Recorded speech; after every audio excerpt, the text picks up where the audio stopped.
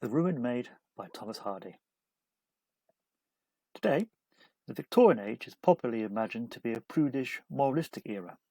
Certainly, this is the image that polite society and the establishment did like to project about themselves. However, underneath this facade of respectability was a great deal of hypocrisy and contradiction.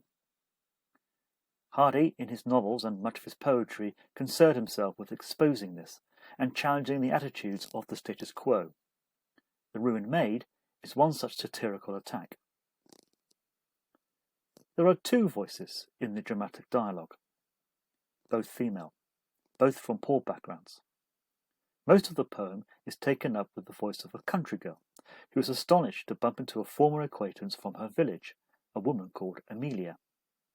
This Amelia now looks very different from the impoverished woman who left years ago, but as she freely and repeatedly admits, appearances are deceptive because she is ruined. In other words, she is at best a wealthy man's mistress and at worst a prostitute, albeit a high-class one.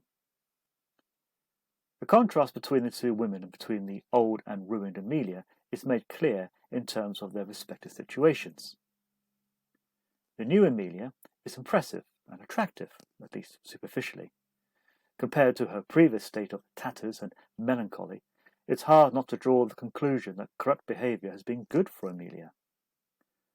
The refrain of being ruined becomes more ironic, even comical, as the poem goes on.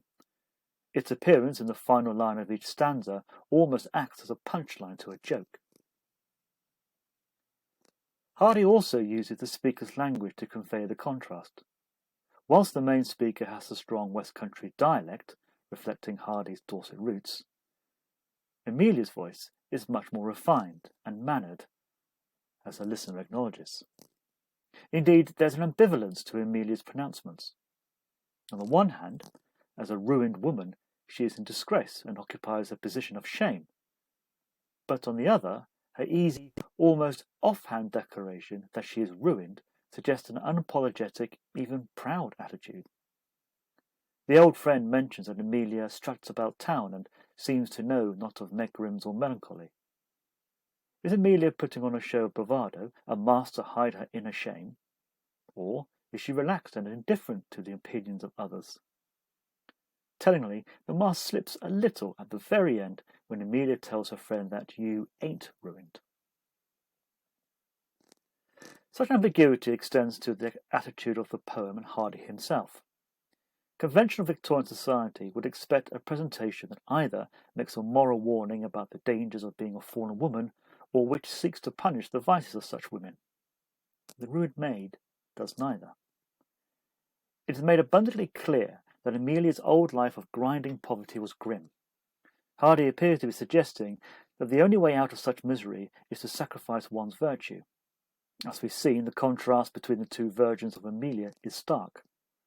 Given the choice between virtuous poverty and immoral luxury, Amelia probably feels that the decision is an easy one. The real shame, of course, and this is Hardy's point, is that these are the only options open to women from a poor background. They can be exploited for work or exploited for sex. There's also a double standard at play. There is no male counterpart to the fallen or ruined woman. Consider, for example, how the other poems in the anthology present male sexual desire uncritically and without any sense of the man being ruined.